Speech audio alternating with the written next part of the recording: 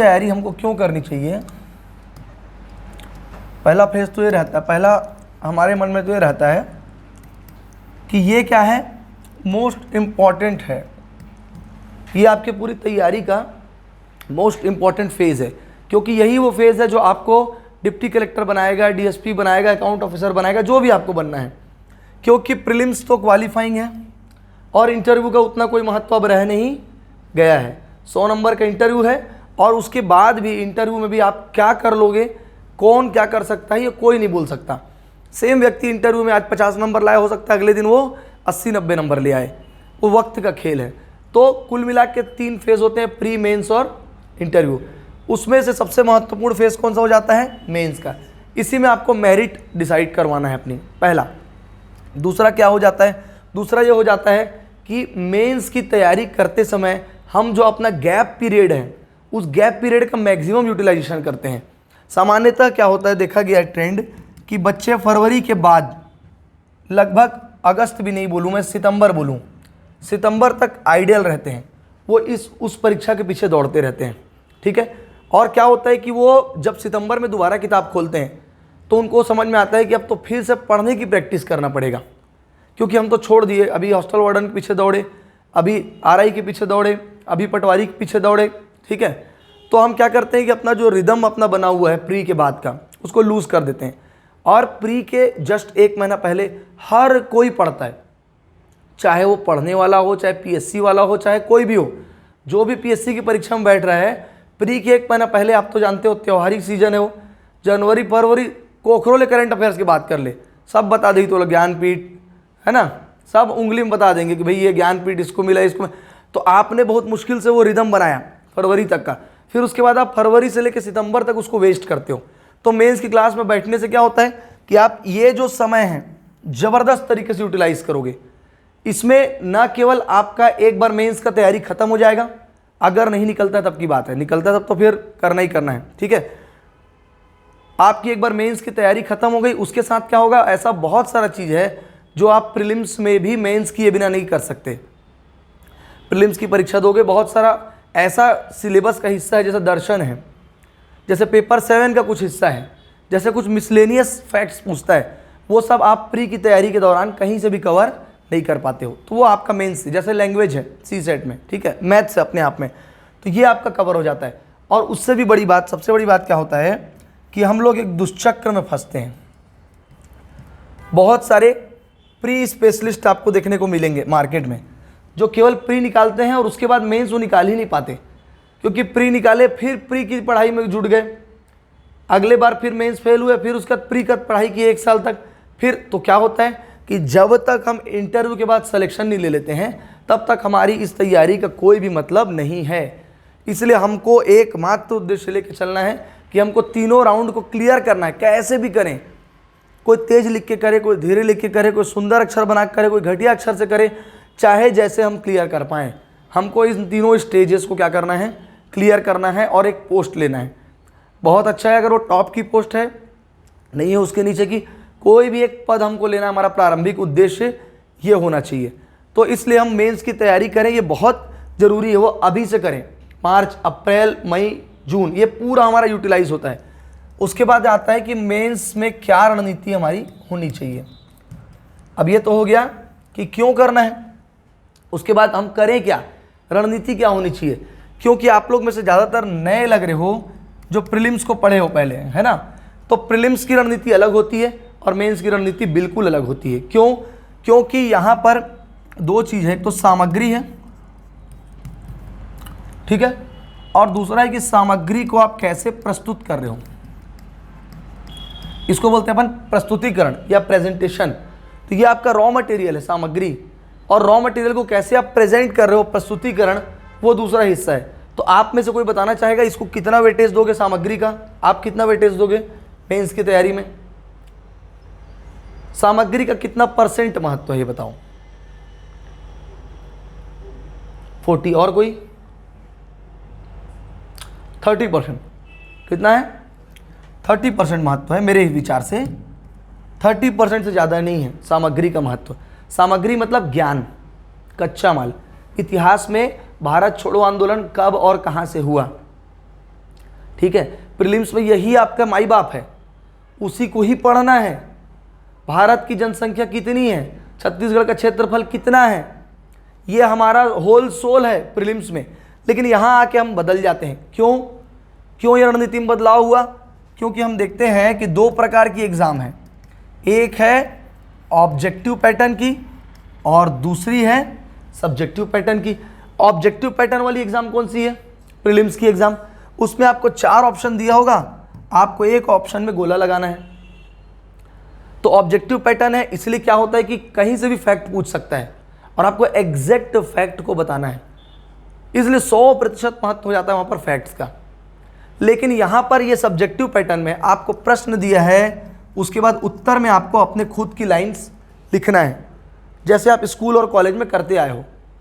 तो ये subjective pattern होने के कारण सामग्री का महत्व केवल 30% है और 70% महत्व किसका है? 70% महत्व किसका है? प्रस्तुतिकरण का, ठीक है, प्रेजेंटेशन का। अब प्रेजेंटेशन मतलब क्या होता है? मुझसे प्रश्न पूछा गया कि अकबर की धार्मिक नीति पर प्रकाश डालिए, ठीक है। अब मेरे को प्रीलिम्स में केवल एक ही चीज़ पता है कि अकबर ने क्या किया कि हिंदुओं और मुस्लिमों के बीच में एक सामंजस्य बैठाने का प्रयास किया और उसने एक नीति चलाई जिसको हम लोग क्या बोलते हैं? सुलह ए कुल की नीति, ठीक है। और दीन ए इलाही नाम का एक धर्म चलाया। ये कच्चा माल मेरे पास है। अब इसको कैसे लिखेंगे? इसको लिखने का कई तरीका हो सकता है, कई तरीका हो सकता है। एक व्यक्ति उसी को लिखेगा, उसको 4 में से 1 नंबर मिलेगा। एक व्यक्ति उसी को लिखेगा, उसको 4 में से 3.5 नंबर मिलेगा। वही हमको समझना है कि कैसे किसी व्यक्ति को सेम कंटेंट लिखने पर 2 नंबर मिलता है और सेम कंटेंट पर 3.5 नंबर मिलता है, और वही 1-1, 2-2 नंबर से तो खेल हो जाता है लास्ट में, ठीक है। तो प्रस्तुतिकरण अच्छा करने के लिए सबसे ज़रूरी क्या है? सबसे ज़रूरी है आपका लैंग्वेज में पकड़ होना चाहिए। किस में पकड़ होना चाहिए? लैंग्वेज मतलब भाषा। भाषा में आपकी पकड़ होनी चाहिए। आप इंग्लिश में दे रहे हो तो इंग्लिश में आपकी कमांड हो, हिंदी में दे रहे हो तो हिंदी में आपकी कमांड हो। अब यही कंफ्यूजिंग वर्ड है कि कमांड होने का मतलब क्या होता है। मैं कहता हूं राम आती है और सीता जाता है और रावण जाते थे, कैसा लगा सुनने में? कैसा लगा सुनने में? मज़ा आ गया। लेकिन वहाँ मज़ा नहीं आएगा। वहाँ लिखोगे ना, क्योंकि राम आती थी इसलिए हम लोग 22 जनवरी को उसकी मनाई, ऐसा लिखोगे तो बड़ा, आप खुद सोचो, आपके सामने एक कॉपी आई जिसमें लिखा हुआ है कि राम बहुत अच्छी थी, बहुत कल्याण की, इसलिए उसकी प्राण प्रतिष्ठा की, नरेंद्र मोदी अच्छी प्रधानमंत्री है, ऐसा लिखें। और लग रहा है ना थोड़ा? उसी प्रकार हम इसको लिख सकते हैं कि राम आते थे या राम आए, उनके आगमन के उपलक्ष्य पे फलाने फलाने त्यौहार मना लिए, दीपावली का त्यौहार मना लिए, है ना। तो राम जब आए तब अयोध्या में दीपों से सुसज्जित कर दीपावली का त्यौहार मनाया गया, ठीक है, बोल दिए।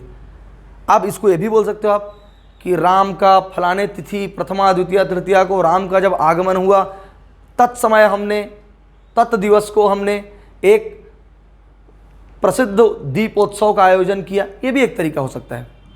लेकिन लैंग्वेज में कमांड होने का मतलब ये नहीं कि आपको हर समय साहित्यिक शब्द का इस्तेमाल करना है, हर समय बहुत कठिन शब्दों का इस्तेमाल करना है, जरूरी नहीं है। लैंग्वेज में कमांड का मतलब मेरा सिर्फ इतना है कि गलत नहीं लिखना है आपको। भाई जेंडर पहचानो, लिंग पहचानो। आती थी को आता था मत लिखो, ठीक है, उतना ही बस करना है आपको, मात्रा सुधारना है। तो बेसिक कमांड लैंग्वेज में होना है। और कैसे होगा वो? कैसे लेकर के आएंगे हम लोग लैंग्वेज में कमांड? कैसे लेकर के आएंगे? सबसे पहले तो हम लोग पेपर पढ़ेंगे। क्या पढ़ेंगे? पेपर, ठीक है। पेपर में क्या पढ़ोगे? आर्टिकल, जो चौथे पेज में आता है ना, 1st, 2nd, 3rd और 4th पेज आता है दैनिक भास्कर में। अभिव्यक्ति, पेज का नाम क्या है? अभिव्यक्ति। इंग्लिश वाले कोई इंग्लिश न्यूज़पेपर पढ़ लो, हिंदी वाले अभिव्यक्ति पढ़ लो। बस पढ़ के सोचो यार कि कितना अच्छा लिखा है, उसको अप्रिशिएट करो। कुछ नहीं करना है, दिन का 15 मिनट आपको देना है, उसको पढ़ के उसको अप्रिशिएट करो, कितना बढ़िया लिखा है। अपने आप आपके दिमाग में वो शब्द घुसते जाएंगे, वो वाक्य फ्रेम आपके दिमाग में घुसते जाएगा और बाकी चीज़ें सब हो जाएंगी अपने आप। उसके अलावा पेपर के अलावा क्या करोगे आप? रोज़ 1 घंटा अभी से भाषा पढ़ो। आएगा पेपर लैंग्वेज का आएगा। हिंदी कितने नंबर का है? 100 नंबर का, ठीक है। कितना वेटेज है उसका? बहुत बड़ा वेटेज है। 100 नंबर का हिंदी, 50 का छत्तीसगढ़ी और 50 का आपका इंग्लिश, तो मिला के 200 नंबर का पेपर है। और लैंग्वेज का पेपर ऐसा पेपर है जिसमें हम देखे हैं कि वैरायटी है 150 से लेकर के 90 तक, 60 नंबर का मार्जिन जाता है, बल्कि और कई लोग का 80 भी आता है। तो ये ऐसा विषय जिसमें हम लोग बहुत सारा नंबर स्कोर भी कर सकते हैं, ठीक है। वो तो दूसरा बेनिफिट है, उसका बाई प्रोडक्ट है जो आपको मिलेगा। लेकिन आपको पहले कोई भी पेपर को लिखना है अगर, तो उसके लिए आपके पास लैंग्वेज होनी चाहिए। तो लैंग्वेज को रोज 1 घंटा पढ़ो, संधि पढ़ लो, व्याकरण पढ़ लो, कुछ पढ़ लो, एक वाक्य लिख लो, ठीक है। पहला प्रस्तुतिकरण का। दूसरा क्या है? दूसरा पॉइंट है कंटेंट। फिर से मैं आ रहा हूं कंटेंट में। अब आपके पास 2 चॉइस में देता हूं, ठीक है। मैं आपको एक कार्टून दिया, आपको उस कार्टून में दीवार में तितली सजाते हैं, सब देखे हो है ना, वॉल में तितली वगैरह सजाते हैं। मैंने आपको 6 तितली दी। अब मैं बोला कि दीवार में उसको सजा लो, आपको मैंने दिया 2 मिनट का टाइम, ठीक है। फिर ये आए, इनको मैंने दिया 100 तितलियों का भंडार, उसमें बोला लाल कलर की तितली छांटो और उसमें दीवार पे सजाओ। इनको भी मैंने दिया 2 मिनट का टाइम। क्लियर हो रहा है ना? कौन ज्यादा अच्छे से सजा पाएगा? क्यों पहला वाला सजा पाएगा? टाइम तो दोनों के पास बराबर है, 2-2 मिनट। उसके पास टाइम वेस्ट करने का जुगाड़ नहीं है, उसके पास 100 तितली नहीं है, उसको केवल अपनी तितलियां उठा उठा के दीवार पे चिपकानी है। याद रहेगा एग्जाम्पल? याद रखोगे? यही आपकी मुख्य परीक्षा भी है। 2 मिनट दिया आंसर लिखने, आप 75 तो फैक्टर रट डाले। विक्रमादित्य की 18 उपाधियां, अब वो 18 में से कौन 3 को लिखूं रे, छांटते छांटते आपका 1 मिनट निकल गया। उसके बाद भी आप लिखे तो आपको कन्विंसिंगली याद नहीं है, क्योंकि मैं 4 दोस्तों को तो कन्विंसिंगली याद कर सकता हूं, मेरे 100 दोस्तों सबको याद कर पाऊंगा क्या? सबका चेहरा, सबका नाम, सबका नेचर याद कर पाऊंगा? नहीं याद कर पाऊंगा। इसलिए बहुत जरूरी है कि मेंस में हमारे पास कंटेंट हमेशा सीमित रहना चाहिए। कैसा रहना चाहिए? अधिक नहीं करना है। हमारे पास पॉइंट्स होना चाहिए कि भाई मैक्सिमम जो लिमिट है वो है 15 पॉइंट की। कितने पॉइंट की? सहमत हो? 175 शब्द कितना लिखोगे? थोड़ा सा उसमें बड़ा सा क्वेश्चन आंसर है तो बड़े क्वेश्चन में थोड़ा सा प्रस्तावना शुरू में, फलाने फलाने ये सब बातें, फेकोलॉजी, बीच में पॉइंट्स, फिर लास्ट में कंक्लूजन, ये दोगे तो आपके पास 15 से अधिक पॉइंट्स तो मैक्सिमम नंबर के क्वेश्चन में भी नहीं है। समझ में आई बात? इसका मतलब ये हुआ कि आप अगर 25 पॉइंट रट रहे हो तो आप अपना क्या कर रहे हो? नुकसान कर रहे हो, टाइम वेस्ट कर रहे हो। एक तो याद करने में समय बर्बाद किए, आपका सिलेबस नहीं कंप्लीट हो पाएगा इससे। दूसरा क्या हो गया, पेपर में जाओगे तो आपको याद करना पड़ेगा, अरे मैं कौन कौन सा याद किया तो उसमें क्या क्या उठाऊं। इसीलिए मेंस में याद रखना, कॉपी अपनी होनी चाहिए, बिल्कुल 100% अपनी कॉपी होनी चाहिए, और उसमें क्रिस्प पॉइंट्स, बुलेट पॉइंट्स। बिल्कुल मैंने पढ़ा गांधी जी की सविनय अवज्ञा आंदोलन, तो सविनय अवज्ञा आंदोलन के बारे में 12-15 पॉइंट्स बना लो, तैयार कर लो। कारण क्या था, कब हुआ, कौन कौन प्रमुख नेता थे, क्या क्या प्रमुख घटनाक्रम हुआ, कौन सी तिथियां महत्वपूर्ण थी, कैसे वापस लिया गया, दोबारा क्या हुआ, क्या उसका निष्कर्ष हुआ। ऐसे ही पढ़े हम लोग मेंस का जब आंसर राइटिंग की है तो इसी तरीके से हम क्या करेंगे, बुलेट पॉइंट्स अपने हाथ में रखेंगे ताकि हमको उसको दोबारा छांटने की जरूरत मेंस के दौरान ना पड़े। खैर, समझ में आया? कंटेंट क्या होना चाहिए आपका? सीमित होना चाहिए, मतलब लिमिटेड होना चाहिए, लिमिटेड कंटेंट होना चाहिए। और तीसरा और सबसे जरूरी क्या है? एज सिंपल लिखना। क्योंकि भाई जाके आपको करना क्या है? लिखना है। हम ये ऑप्शन है कि आप पहले पेज में लिख के आए, वैसे तो मुझे पूरा पता है लेकिन मुझे 1 घंटे का अतिरिक्त समय चाहिए। अगर आपने दे दिया तब तो मैं लिख पाऊंगा, नहीं तो मुझे ऐसी परीक्षा में बैठने कोई इंटरेस्ट नहीं है। लिख सकते हैं क्या? अरे भाई, आप कितने बड़े प्रकांड पंडित हो, आप कितने महान व्यक्ति हो, कितने अच्छे इंसान हो, कितना जानते हो, वो सब कैसे पता चलेगा? कैसे पता चलेगा? कॉपी देख के, आपकी कॉपी उठाएगा, आंसर को देखेगा, उसी से आपकी पूरी पर्सनैलिटी जज करेगा, आपका पूरा कैरियर जज करेगा। एक एक नंबर से अंदर और बाहर हो जाते हैं, और वही एक एक नंबर जोड़ जोड़ के क्या होता है, मेरिट में आदमी टॉप में आ जाता है, फर्स्ट में, सेकंड में आ जाता है। तो हमको क्या करना है? लिखना है, जितना हो सके लिखने का आदत डाल लो, जो मिले उसको नोट कर डालो, आदत में शामिल कर लो, खूब लिखना है। अब लिखने से होगा क्या? क्या फायदा होगा लिखने से? आपको पहला क्या करना है? पहला तो आपको कुछ चीजें याद करना है, याद करना है ना भाई? कुछ फैक्ट्स तो याद करने पड़ेंगे लिखने के लिए, तो आप लिखोगे तो आपको याद बेहतर तरीके से होगा। दूसरा आपका अक्षर, जिसको हम लोग बोलते हैं हैंड राइटिंग, लिखने से ही हैंड राइटिंग आपकी सुधरेगी।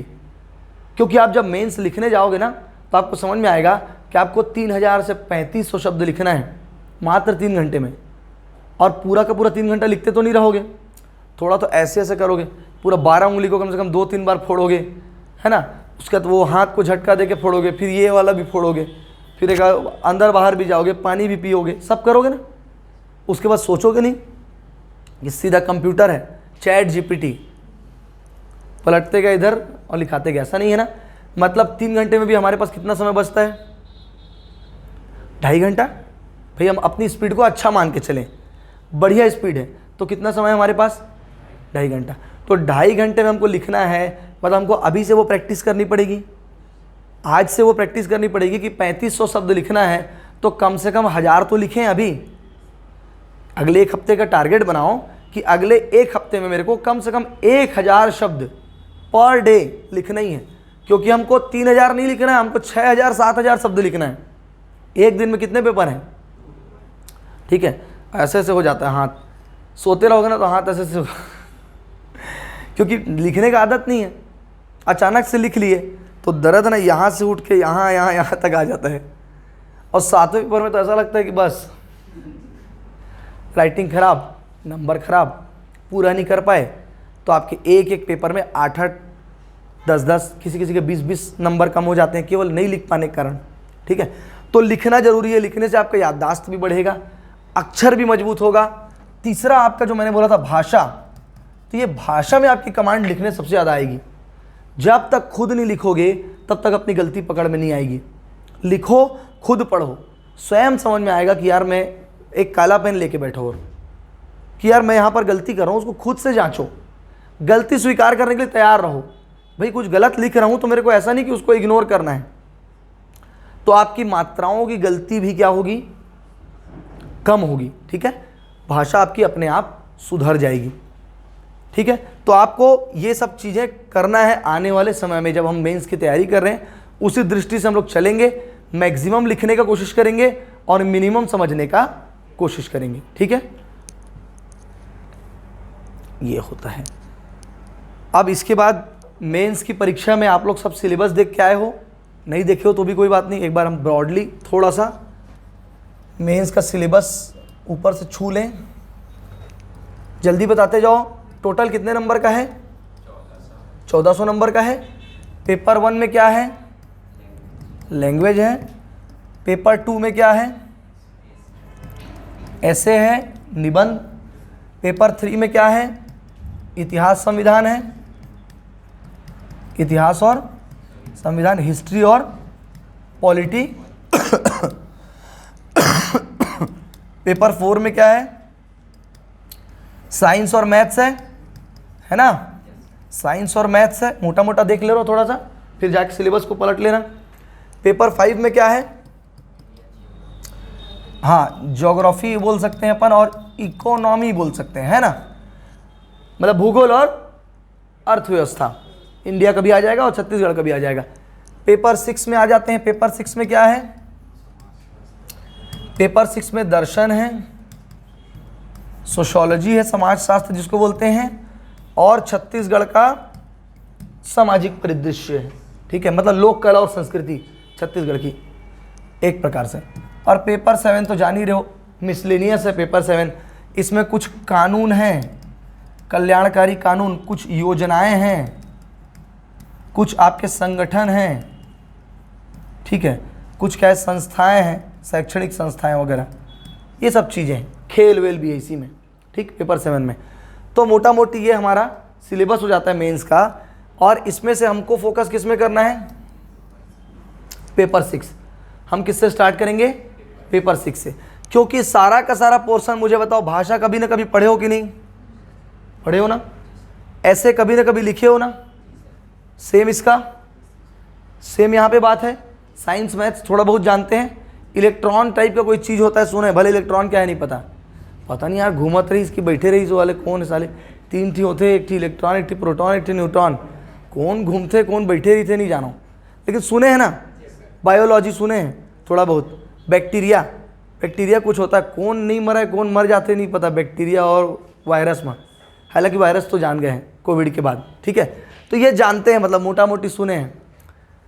ज्योग्राफी, पहाड़ पठार नदी, सरल है, पढ़ना बस है ना, जानते हैं, मतलब इनके बारे में। इकोनॉमी भी जानते हैं, क्योंकि मोदी जी के बाद सब अर्थशास्त्री हो गए।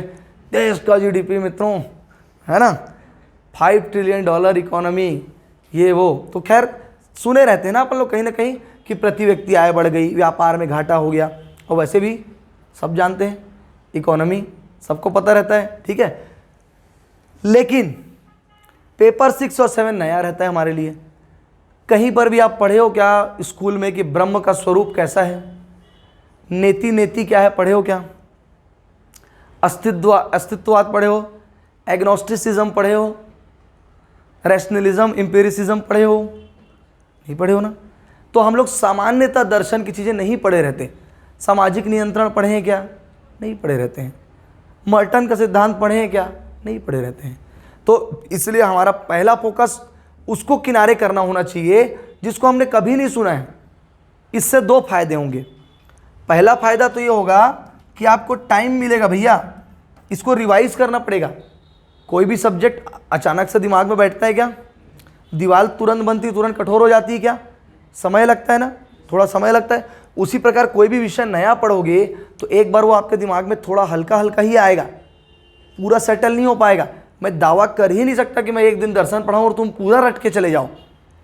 हाँ, ये जरूर हो सकता है कि पूरा फोकस लगा के अगर सुने, थोड़ा सा रुचि लिए दर्शन में, तो बड़ा मज़ेदार सब्जेक्ट है, चर्चा वाला सब्जेक्ट है, और आप उसके बारे में कुछ ना कुछ जरूर समझ जाओगे कि हाँ सर क्या बोल रहे थे, मोटा मोटा समझ में आ गया।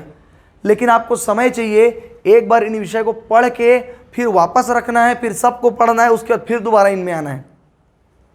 समझ पा रहे हो मेरी बात को, ठीक। उसी प्रकार समाजशास्त्र है, और ये जो सामाजिक परिदृश्य, ये आप लोग प्री में बढ़िया से पढ़ते हो। परब नृत्य क्या है, मुड़िया जनजाति क्या करती, इसमें आपको आंसर राइटिंग का प्रयास करना है, ठीक है। उत्तर लेखन का अगर नंबर पाना है तो उत्तर लेखन का प्रयास करना है। समझ रहे हो मेरी बात को। मेंस की class is not a time pass. एक बात याद रखो, मेंस की क्लास भीड़ अट्रैक्ट करने वाली क्लास नहीं होती है। यहाँ पे उछल कूद के भीड़ अट्रैक्ट करने वाला काम नहीं होता है प्री टाइप का। होता क्या है, देखो प्री में जब तुम लोग आते हो तो तुम लोग नए बच्चे रहते हो, उस समय मज़ा आता है, उछल कूद कर करके बताए, थोड़ा चिल्ला चिल्ला के बताए, तुम लोग को भी जोश आता है, हमको ऐसा पढ़ना है, हमको ऐसा पढ़ना है। लेकिन मेंस को ऐसा नहीं है, सीरियस पढ़ाइए। लेकिन अपन लोग क्या है, सीरियस में भी थोड़ा थोड़ा कॉमेडी निकाल लेंगे, है ना। लेकिन कॉमेडी में सीरियसनेस नहीं निकालना है, जैसे प्री में हम लोग करते थे, पूरा क्लास भर कॉमेडी की, बीच में थोड़ा सा फैक्ट बताते हैं, ऐसा नहीं।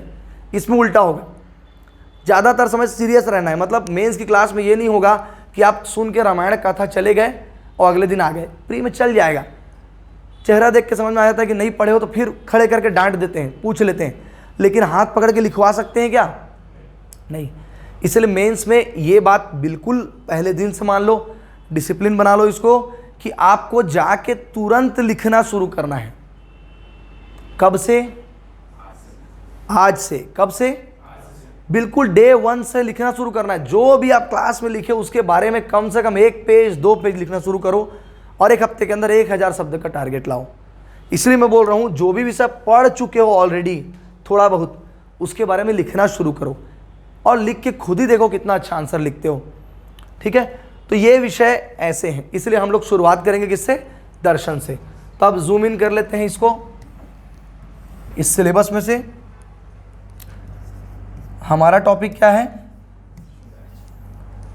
दर्शन शास्त्र, है ना, दर्शन शास्त्र। तो एक बार सिलेबस निकालो, तो सभी रखे हो क्या, नहीं रखे हो तो हम यहाँ निकाल लेते हैं।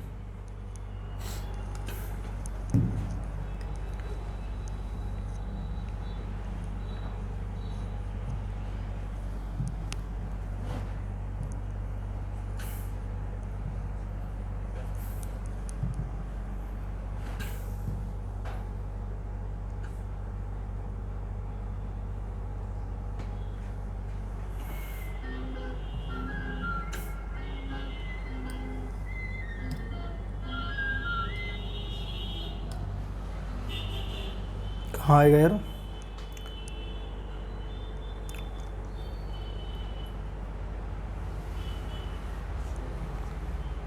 डाउनलोडिंग में हो रहा है ना, चलो ठीक है।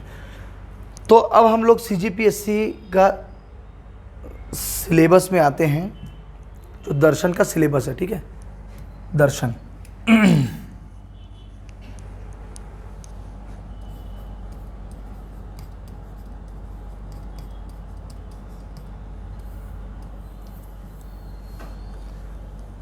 वो जब डाउनलोड होगा तो सिलेबस दिखाऊंगा।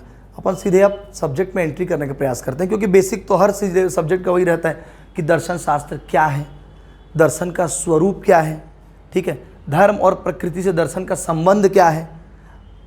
फिर दर्शन दो प्रकार का है, भारतीय दर्शन और पाश्चात्य दर्शन, तो उसका उससे क्या संबंध है। तो मैं इसको लिख देता हूँ, इतना चीज़ों कम से कम, ताकि आपको थोड़ा सा एक दिमाग में रहे।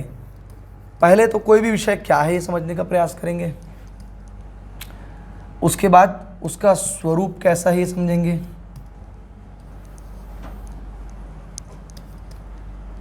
उसके बाद उसका संबंध समझेंगे दूसरे विषयों से। तो यहाँ पर किससे समझना है अपने को, धर्म और संस्कृति से, ठीक है। उसके बाद हम देख लेंगे कि दर्शन के प्रकार हैं, तो दोनों कैसे एक दूसरे से अलग हैं। तो भारतीय दर्शन है एक प्रकार का, और दूसरे प्रकार का कौन सा दर्शन है, पाश्चात्य। अभी परेशान होने की जरूरत नहीं है, पाश्चात्य दर्शन में अंतर, कोई दिक्कत नहीं, ये चीज़ें, ठीक है, ये मोटा मोटा हम लोग पढ़ेंगे। लेकिन पहले जब हम दर्शन कहते हैं, तो दर्शन जो विषय है इसको इंग्लिश में क्या बोलते हैं,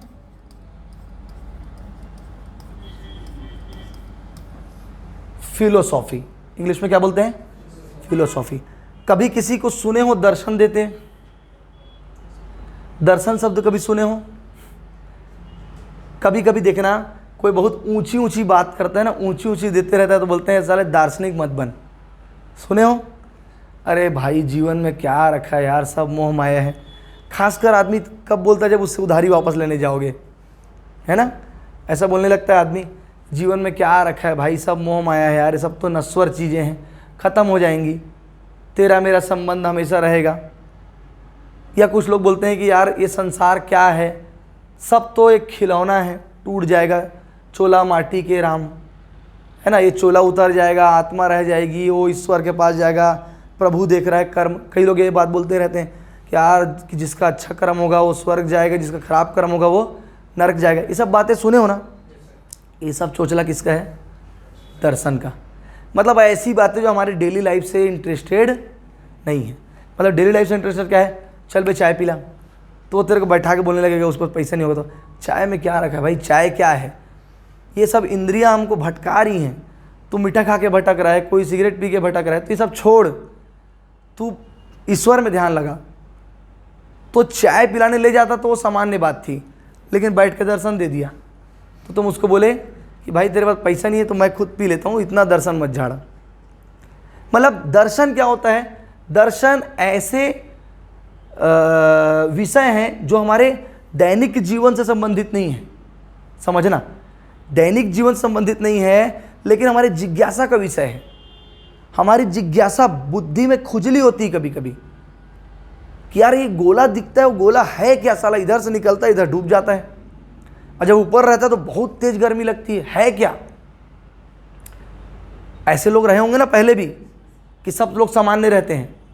कुछ ऐसे लोग रहते हैं जिज्ञासु प्रवृत्ति के लोग, क्या सुबह वही गोला लाल कलर का रहता है, शाम को सफ़ेद कलर का हो जाता है, क्या है वो गोला है क्या। हम जहाँ रह रहे खड़े हैं वो क्या है। अब किसी आदमी ने देख लिया कि कोई व्यक्ति मर गया, उसको लगा यार मर के तो आदमी चले जाता है। फिर उसने देखा अगले दिन किसी घर कोई बच्चा पैदा हो गया, उसने सोचा यार कोई मर रहा है, कोई पैदा हो रहा है, देखो कितने लोग मर गए होंगे, उसके बाद भी दुनिया ख़त्म नहीं हुई। नए नए लोग आ रहे हैं, नए नए लोग आ रहे हैं, कहाँ से आ रहे हैं। उसने सोचा कि साला हो सकता है मर के जाके कपड़ा बदल के फिर से बच्चा बन के आ जाता होगा, आ सकता है ना, जिज्ञासा।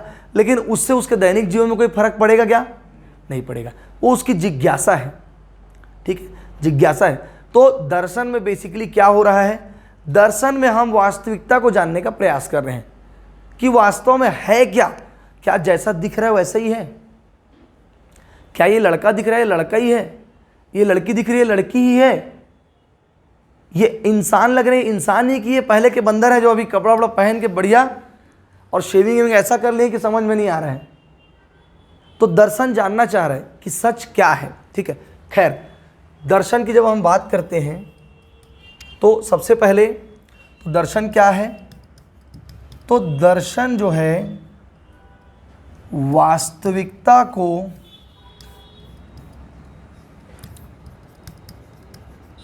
जानने का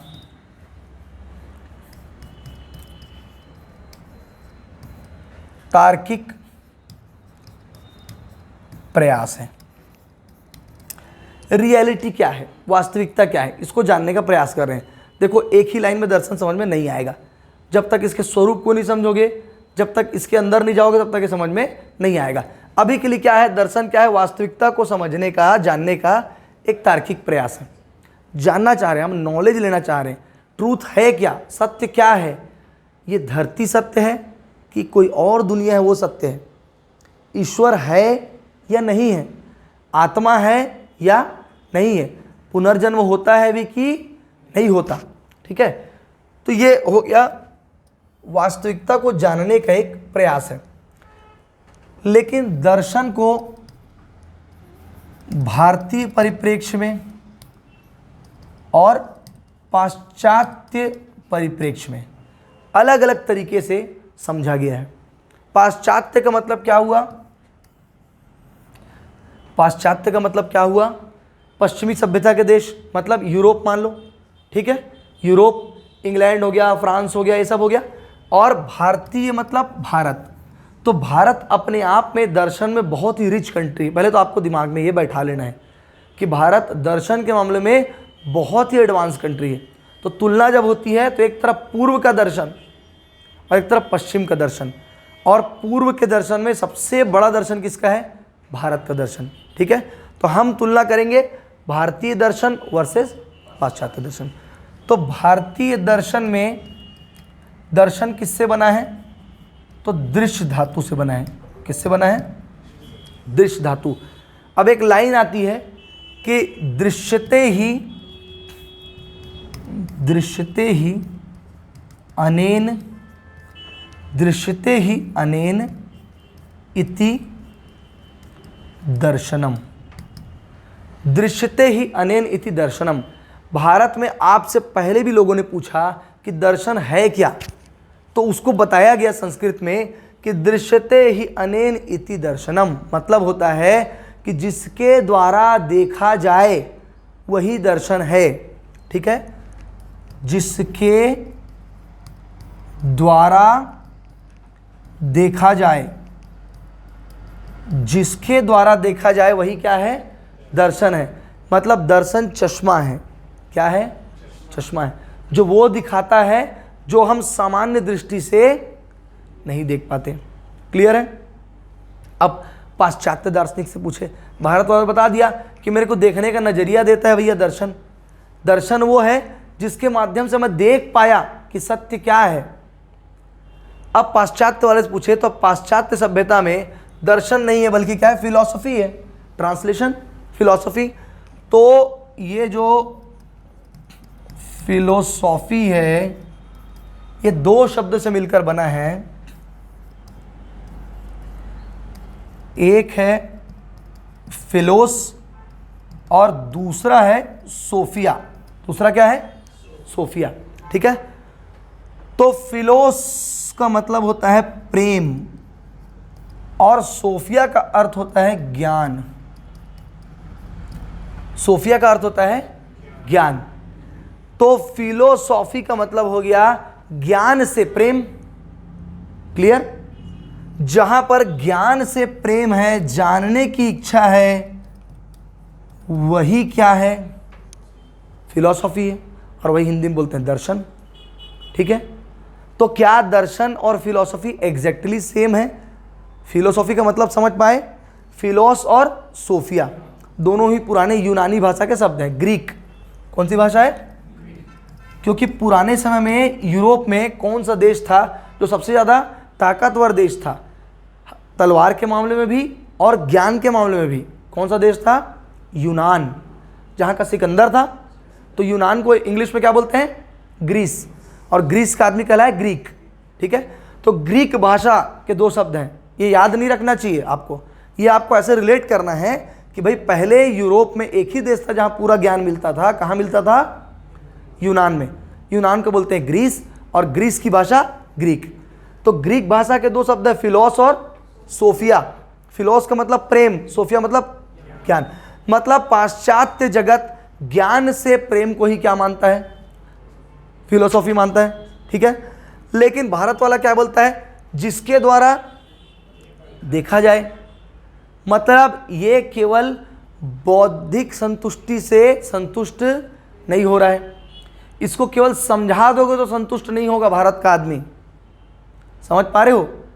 ये केवल सत्य को जान के संतुष्ट नहीं है, ये जानने के अलावा एक लेवल और आगे जाना चाहता है कि मैं ईश्वर क्या है जान तो लिया हूं, लेकिन ईश्वर को देखूंगा भी तो जा साले गिर गड्ढा में मरेगा तो दिखेगा। ठीक है, मतलब भारतीय आदमी, ये तो मजाक की बात है, भारतीय दार्शनिक जो था वो पाश्चात्य जगत से एक लेवल ऊपर चला गया था बहुत पहले से, बहुत पहले से, आज से 3000 साल पहले से। वो केवल जानकारी लेके संतुष्ट नहीं है, उसको दर्शन के माध्यम से ईश्वर तक पहुंचना है, परम तत्व तक पहुंचना है, वो उसका साक्षात्कार करना चाहता है। जैसे भारत में कौन कौन से दर्शन हुए? बौद्ध दर्शन, जैन दर्शन, ठीक है, न्याय दर्शन, सांख्य दर्शन, योग दर्शन। अब योग दर्शन क्या चीज के लिए? योग दर्शन का उद्देश्य क्या है? क्या योग केवल ये जानना चाहता है कि शरीर को कैसे फिट रखते हैं? नो, योग दर्शन शरीर को फिट रखना चाहता है। समझ पा रहे हो बात को? केवल नॉलेज लेके काम नहीं चलाना है हमको भारत में, हमको उसका साक्षात्कार करना है, मतलब हमको उसका एक्सपीरियंस करना है, अनुभव करना है कि यार वाकई में जो व्यक्ति के अंदर की आत्मा है वो कभी परमात्मा से जुड़ सकती है। तो योग के माध्यम से केवल जानकारी नहीं लिया जाएगा, योग उसका अनुभव करने का प्रयास करेगा, समाधि तक जाएगा, 12-12, 15-15 दिन बिना खाए रहने की कोशिश करेगा, क्या मैं उससे जुड़ सकता हूं? बौद्ध दर्शन केवल मोक्ष को जानने का काम नहीं करेगा, वो रास्ता बताएगा कि इस रास्ते में चलो तो आप ये जीवन मृत्यु के चक्र से छुटकारा पा जाओगे और आपको मोक्ष मिल जाएगा। मतलब भारतीय दर्शन एक लाइन में ज्ञान से बस संतुष्ट हो रहा है क्या? नहीं। तो ये ज्ञान प्राप्ति से संतुष्ट नहीं होता, ज्ञान प्राप्ति से संतुष्ट नहीं होता, बल्कि क्या करना चाहता है? हम ईश्वर ना बोलें, तत्व बोलें। क्या बोलें? तत्व। भाई एक्चुअल में मैटर है क्या? तो तत्व का साक्षात्कार करना चाहता है। क्या करना चाहता है? साक्षात्कार मतलब इंटरव्यू, आमने सामने होना चाहता है। अब भाई आंख से तो देख नहीं पाएगा उसको, तो कैसे इंटरव्यू करेगा? मन की आंखों से, है ना? तो इसको हम लोग साक्षात्कार को एक और बोल सकते हैं, क्या? अनुभूति बोल सकते हैं। तो ये सत्य की अनुभूति करना चाहता है, तत्व की अनुभूति करना चाहता है भारतीय दर्शन, ये अंतर है। अब यहां भी दर्शन पूरा समझ में नहीं आता, हमको ये जरूर समझ में आया कि दर्शन में ऐसी बातें हैं जिनका हमारे आज के जीवन से डायरेक्ट लेना देना नहीं रहता। वो क्या करता है? ऐसे सत्य को खोजने का प्रयास करता है जो हमको सामान्यतः नहीं दिखता। ठीक है, अब अगला जो टॉपिक रहता है वो हमको दर्शन के बारे में और समझाता है, उसका नाम है दर्शन का स्वरूप। क्या नाम है? स्वरूप। अब ये है क्या चीज? दर्शन का स्वरूप। जैसे मैंने इस लड़की के बारे में क्लास में बताया, क्या नाम है आपका? पिंकी के बारे में मैंने क्लास में बताया, ठीक है, कि इसका नाम पिंकी है और ये फलाने जगह से आई है। मैं इसके बारे में बेसिक इंट्रोडक्शन आपको दे दिया कि ये कोरबा की रहने वाली है, इसके पापा ये करते हैं, ये पीएससी करना चाहती है, डिप्टी कलेक्टर बनना चाहती है, इसलिए यहाँ पर आई है। ये बेसिक इंट्रोडक्शन हो गया। अब क्या आप दावा कर सकते हो आप पिंकी को समझ गए कैसी है? नहीं, इसकी सहेली बताएगी, अरे बहुत मूडी है, नखरेल है, ढंग से जवाब नहीं देती, या अच्छी होगी तो बताएगी बढ़िया है, मस्त है, कूल है, जब बोलो तब कहीं घूमने चली जाती है, जब बोलो तब पढ़ा देती है, जब बोलो तब चाय बना देती है, पढ़ती भी अच्छा है।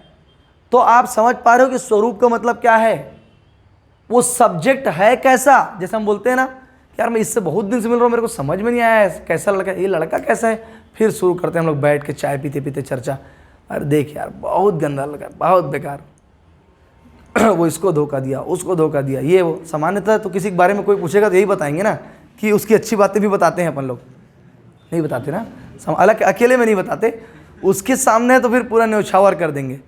अरे पता है भाई के बारे में 3-3 बार मेंस लिखा है और उसके जाने के बाद अब तक बताता हूँ फेल क्यों हो रहा है, सोच गंदी उसकी।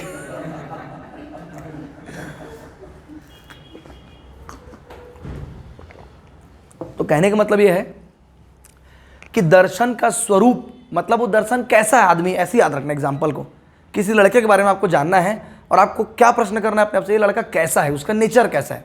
स्वरूप मतलब नेचर, फिलॉसफी का नेचर कैसा है। तो हम किसी सब्जेक्ट का नेचर कब समझेंगे, जब उसके बारे में हमको बहुत सारी बातें पता रहेंगी कि यार वो किस चीज़ से डील करता है, कैसे प्रश्न का उत्तर देता है। जैसे विज्ञान के बारे में क्लियर है कि वो प्रकृति को समझने का एक प्रयास है। विज्ञान में हम केमिस्ट्री के माध्यम से समझने का प्रयास करते हैं कि विभिन्न प्रकार के तत्व आपस में कैसे अभिक्रिया करते हैं। फिजिक्स के माध्यम से समझने का प्रयास करते हैं कि हम कैसे उड़ सकते हैं, ठीक है, कैसे हम बड़ी सी चीज़ को खिसका सकते हैं, कैसे गाड़ी बना सकते हैं। बायो में समझने का प्रयास करते हैं कि शरीर के अंदर बीमारी होगी तो ठीक कैसे करें। उसी प्रकार दर्शन में हम क्या करते हैं, उसकी प्रकृति क्या है। तो दर्शन के स्वरूप को समझने के लिए हमको 2-3 चीज़ें समझना जरूरी है कि दर्शन जो है वो सामान्य प्रश्न का उत्तर देता है, समझाऊंगा। दूसरा, दर्शन जो है वो मूलभूत प्रश्न का उत्तर देता है, ठीक है। अब सामान्य प्रश्न क्या है और मूलभूत प्रश्न क्या है। तो सामान्य प्रश्न क्या होता है कि आप मेरे से ये पूछ सकते हो कि ये कुर्सी कहाँ से खरीदी। ये एक स्पेसिफिक प्रश्न है, ये डिटेल प्रश्न है। इसमें मेरे को बताना पड़ेगा कि इस दुकान से टुडे फर्नीचर से कुर्सी खरीदे और यहाँ लाके हम रख दिए, कितने की है, डिटेल है। आप मेरे से ये पूछो कि कुर्सी का महत्व क्या है, ये दार्शनिक प्रश्न है। धरती में कितने प्रकार की वनस्पति पाई जाती है, तो ला इंटरनेट निकाल, गिनती मार, टोटल कर, बता। ये स्पेसिफिक प्रश्न है। लेकिन आप ये पूछो मेरे से कि धरती ऐसी क्यों है, या आप ये पूछो कि धरती क्या है। समझ में आई बात। चंद्रमा से पृथ्वी की दूरी कितनी है, विज्ञान का प्रश्न। चंद्रमा क्या है, दर्शन का प्रश्न। समझ में आई बात, समझ पा रहे हो। मतलब सामान्य प्रश्न पूछेगा, अंदर नहीं जाएगा, डिटेल में नहीं जाएगा, सहज प्रश्न, सामान्य प्रश्न। जैसे उदाहरण के लिए हम क्या लिख सकते हैं कि एक कुर्सी है, तो कुर्सी के बारे में, ये कुर्सी किसने बनाई, ये सामान्य प्रश्न नहीं है, बल्कि ये कि कुर्सी क्या है। यस, ये हुआ सामान्य प्रश्न, जनरल क्वेश्चन, अंदर घुसना ही नहीं है। क्योंकि दर्शन की एक और खासियत है, दर्शन सभी विषयों की जननी है। समझ गए। दर्शन ने व्यक्ति को सोचने समझने का एक नजरिया दिया, तर्क लगाने की शक्ति दी, और दर्शन से सोच सोच के जो लोग किसी एक में डिटेल में घुस गए उनको हम दर्शन से अलग कर दिए। बोले जा तू दर्शन से दिमाग लेके अब तू दिन भर मेंढक और क्या बोलते केचुआ चीरते रहता है, तो तू बन जा क्या, जीव विज्ञान वाला। एक आदमी जो दिन भर पत्ती टटोलते रहता है, फूल लेके रख लेता है घर में, उसको हम बोल दिए तू बॉटनी में चले जा। समझ पा रहे हो। एक आदमी दिन भर पैसे का हिसाब करते रहता है, पूरा दर्शन का ज्ञान वो किस में लगा देता है, दिन भर में 10 रुपये कैसे बचाऊं, तो उसको इकोनॉमिक्स में भेज दिए, जा भाई अर्थशास्त्र। मतलब दर्शन क्या है, अल्टीमेटली सभी विषयों की जननी है। तो दर्शन में भी अगर स्पेसिफिक प्रश्न पूछेगा, दर्शन में आपको नैतिकता के अंदर ले जाएगा तो नीति शास्त्र क्या करेगा, दर्शन में अगर इतिहास के अंदर ले जाएगा तो इतिहास क्या करेगा, समझ पा रहे हो। दर्शन मोटे मोटे प्रश्नों का उत्तर देगा, सामान्य मतलब मोटा मोटा, समझ गए। अच्छा, मूलभूत प्रश्न का उत्तर देगा। मूलभूत मतलब जो हमारे अस्तित्व से जुड़े हुए प्रश्न हैं, हमारे अस्तित्व से जुड़े हुए मूलभूत प्रश्न हैं। जैसे मानव क्या है, जैसे ईश्वर क्या है, ठीक है, ईश्वर क्या है, जैसे जगत क्या है। ये मूलभूत प्रश्न है कि हम क्या हैं, ऊपर कोई बैठा है कि नहीं बैठा, बैठा है तो कौन है, क्या है, कैसा है, दुनिया कैसी है, धरती बस दुनिया है कि और भी दुनिया है। ये मूलभूत प्रश्न, इनका उत्तर देने का प्रयास करता है कौन, दर्शन, ठीक है। और दर्शन के विषय, दर्शन के जो विषय हैं ये इहलौकिक तो हो सकते हैं, लेकिन इहलौकिक के साथ साथ पारलौकिक भी हो सकते हैं। इहलौकिक के साथ साथ क्या हो सकते हैं, पारलौकिक भी हो सकते हैं। मतलब दर्शन क्या करेगा, दर्शन ये जानने का प्रयास करेगा कि इस दुनिया से बाहर भी कोई दुनिया है क्या, ठीक है। हम इस दुनिया में रहते हैं तो ये कब से बनी और बनी तो कैसे बनी, क्या किसी ने इसको बनाया। जैसे कुछ जो ईश्वर को मानने वाले लोग हैं वो कहते हैं कि एक दिन ईश्वर ने इस धरती की रचना की। दूसरे लोग बोलते हैं कोई आदमी इसकी रचना कैसे कर सकता है, तो ईश्वर वाले बोले ईश्वर आदमी नहीं है, ईश्वर तो ईश्वर है, वो रचना कर सकता है। तो फिर दूसरे वाले ने तर्क दिया कि अगर ईश्वर इसकी रचना कर सकता है तो कच्चा माल कहाँ से आया, कितनों महान कुम्हार हो, बिना मिट्टी के घड़ा बना लेगा क्या। भाई मकबूल फिदा हुसैन पेंटर है, उसको बोलो कि ऐसे हाथ बांध के खड़े हो और पेंटिंग बना लेगा क्या। तो कितनों महान ईश्वर हो, बिना कच्चा माल के दुनिया कैसे बना देगा। ये प्रश्न आपको इतना मजा आएगा जब आप एक दार्शनिक के बारे में पढ़ोगे। जैसे आप प्लेटो के बारे में पढ़े तो प्लेटो सद्गुण की बात करता है, दूसरी दुनिया की बात करता है। उसको लगता है कि जैसे ये दुनिया थी वैसे ही एक और दुनिया ऊपर भी है। वो ऐसा समझाएगा आपको कि आपको उसको पढ़ते समय लगेगा कि वाकई में यार दो दुनिया है। प्लेटो क्या बोलता है कि जैसे घोड़े हैं तो कितने घोड़े पैदा हुए और कितने घोड़े मर गए, उसके बाद भी घोड़े बचे हुए हैं। तो उसको लगा कि घोड़े का कोई सांचा ऊपर रखा हुआ है और ऊपर वाला छाप छाप के भेजे जा रहा है, प्रिंटिंग प्रेस टाइप का। क्या बोलना चाह रहा है प्लेटो, अरे आत्मा की बात कर रहे हैं ना, समझ पा रहे हो बात को, आत्मा की बात कर रहे हैं। आप प्लेटो को पढ़ोगे लगे वाह यार क्या महान दार्शनिक है, भारत में भी आत्मा की बात करते हैं, मैं सुना हूँ, ठीक है। फिर आप अरस्तु को पढ़ोगे, अब पहला लाइन ये पढ़ोगे कि अरस्तु प्लेटो का चेला है, दूसरा लाइन ये पढ़ोगे कि प्लेटो बेवकूफ़ है। अरस्तु के सिद्धांत का सारांश है कि प्लेटो पागल हो गया है, भांग वांग खा के बैठा है, कुछ भी बतिया रहा है। मतलब अरस्तु का फोकस वो दुनिया नहीं थी, उसका फोकस क्या था।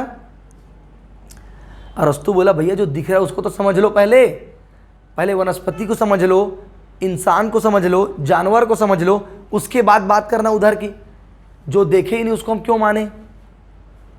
समझ में आ रही बात। तो जब अरस्तु को पढ़ोगे तो प्लेटो बेवकूफ़ लगेगा आपको, जब उसके बाद डेकार्ट आएगा तो आपको लगेगा यार प्लेटो और अरस्तु दोनों सामूहिक रूप से बेवकूफ़ थे, डेकार्ट बुद्धिमान है। डेकार्ट के बाद लॉक आएगा, लॉक बता सिद्ध कर देगा कि डेकार्ट के पास बुद्धिच नहीं है। तो दर्शन में बड़ा मजा आता है, जब एक दार्शनिक को पढ़ोगे तो ऐसा लगता है कि वही दार्शनिक सही है।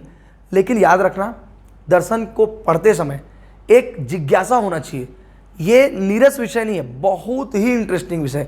इतना इंटरेस्टिंग विषय है कि एक दर्शन शास्त्र का विद्यार्थी आगे चल के भगवान बन गया। कौन है बताओ। आचार्य रजनीश ओशो। जब वो छत्तीसगढ़ का रायपुर है ना, जो रायपुर में संस्कृत महाविद्यालय से उसने पढ़ाना शुरू किया है, और रायपुर का प्रोडक्शन देख रहे हो। ओशो को जानते हो, 100 से ज़्यादा देशों में उसके ऊपर बैन लगा था, बैन ओशो के ऊपर। आचार्य रजनीश, उसके बारे में पढ़ना आज, उसको भगवान का दर्जा मिल चुका था। अमेरिका हिल गया था उसके नाम से, अलग देश बना लिया था वहीं पर वो हजारों एकड़ ज़मीन खरीद के। और आज भी ओशो के पीछे लोग पागल हैं। ऐसे लोग हैं जो 50% इनकम ओशो की किताब खरीदने में खर्च करते हैं, प्रण लेते हैं वो लोग, ओशो की किताब खरीदूंगा तभी मेरा जीवन सफल होगा। तो दर्शन बड़ा खतरनाक विषय है, लेकिन इसमें आपको रुचि लेना पड़ेगा, समझने का प्रयास करना पड़ेगा और अपने दृष्टिकोण को छोड़ना पड़ेगा। जैसे हम क्या होता है कभी कभी रिजिड हो जाते हैं, मान लिए हम लोग कि नहीं यार हम ये मानते हैं कि भगवान तो है, अब सर चाहे जितना चिल्लाए भगवान नहीं, मैं नहीं सुनूंगा। ऐसा व्यक्ति कभी दर्शन का स्टूडेंट हो नहीं सकता। वो कभी भी सत्य ज्ञान तक पहुंच पाएगा क्या? क्योंकि वो तो अपने आँख के सामने एक मोटा सा पर्दा लेके चल रहा है। जब वो पर्दा हटेगा तभी ज्ञान नजर आएगा, है ना। पर्दे के पीछे क्या है तभी तो नजर आएगा जब पर्दा हटेगा। तो अपने दिमाग का सारा पर्दा, सारा पूर्वाग्रह सब हटा के बैठोगे, तब दर्शन शास्त्र की क्लास में आपको आनंद आएगा। ठीक है, यही इंट्रोडक्टरी क्लास है। अब आज यहाँ से ख़त्म कर रहे हैं, कल से अपन सिलेबस टॉपिक बाय टॉपिक शुरू करेंगे। ठीक है।